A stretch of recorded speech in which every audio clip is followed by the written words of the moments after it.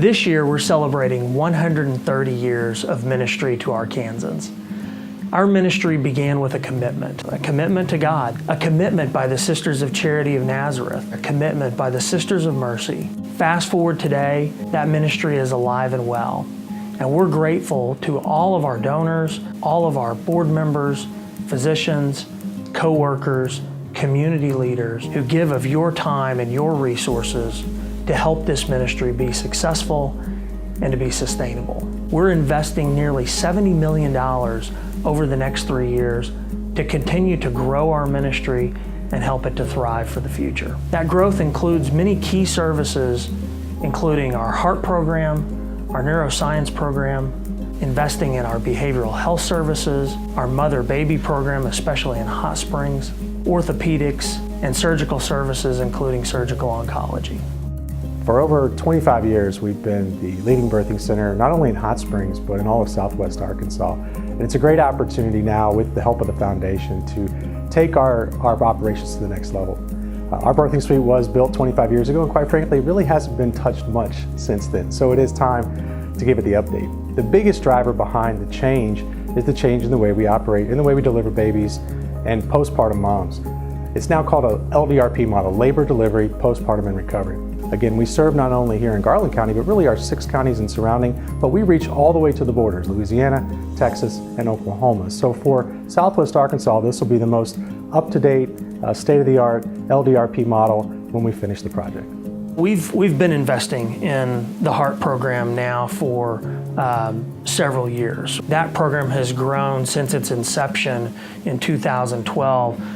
Fast forward to today, where we have 50 cardiologists and surgeons and have the largest, most comprehensive, most diverse network of heart specialists in the state.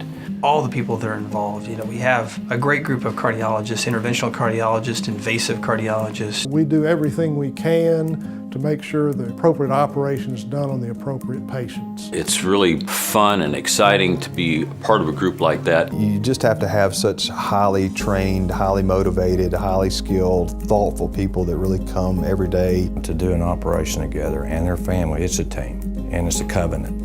We now have providers who live and work in many different communities. And I don't think a lot of people realize that about our program and how different that is than the other heart programs in the state. My name is Dr. Josh Siebold from Van Buren, Arkansas. This is my younger brother, Jonathan Siebold. One day, just kind of had some weird symptoms. I honestly thought I had just kind of strained a muscle at first. I was referred to see Dr. Fleck back home in Fort Smith. And so he took a look and said, "You're definitely gonna need some surgery." He goes, "Do you have a heart surgeon or a heart doctor in mind?" I said, "No." He goes, "Good, you need to go see Dr. Metters in Little Rock." He said he was the best. He said he's the best in Arkansas. They had actually found that the aneurysm had dissected and had bled into the walls of the aorta. So when they found that, he goes, "Because of that, we're gonna want to get that fixed very soon." My friend Quentin's opened up a brewery in Fort Smith, Arkansas, and I know enough to be very dangerous at helping him out with things like electrical stuff and whatever. So I went in to help him wire up some walk-in refrigerators, and in that process, in the warehouse, passed out and fell off the ladder, probably due to heat. They felt that they needed to do a CT scan to see if I was paralyzed. And in the process, the incidental finding that I actually have an aneurysm on my aorta, the same exact spot as my brother's. So both brothers, in a span of 3 months, had open heart surgery and had their diseased ascending aortas replaced here at St. Vincent. There were no other real clues other than the chest pain that the first brother had at the completion of a CrossFit workout. So this was a little unusual in that regard. And so to have an opportunity to correct a problem that could take a young person's life, like either of the Siebold brothers, and possibly give them 40 to 50 more years of life expectancy, then that's rewarding in that you feel like there's an enormous return on your investment of time spent. And now we're investing in some new technologies and some areas that will allow us to continue to grow and lead in this space in the state. We are here to recognize our patients and their families who have benefited from life-saving medical care at CHI St. Vincent. As a physician, the Heart Recovery Reunion Ball that we had this evening was very powerful. It was wonderful getting to see my patients that have lived through such a life-changing experience. You guys do the hard work. You know, it always amazes me the trust that a patient puts in their surgeon or their cardiologist when they go in for this procedure. I almost wonder if at times they really realize everything that's at stake. But it's such incredible trust to put your life in somebody else's hands. And so I thank you for giving us that privilege. We didn't only find partners in healthcare here at St. Vincent's, but we found partners in faith. The staff was just absolutely tremendous. The nurses were excellent, the doctors, the technicians, everyone was just absolutely excellent. The Neurosciences program, Arkansas Neuroscience Institute, ANI, is an exciting program for CHI St. Vincent. This is a relationship that began nearly 10 years ago now and has continued to grow and thrive here at CHI St. Vincent. I'd say over the past few years we've ended up in the ER between 20 to 30 times.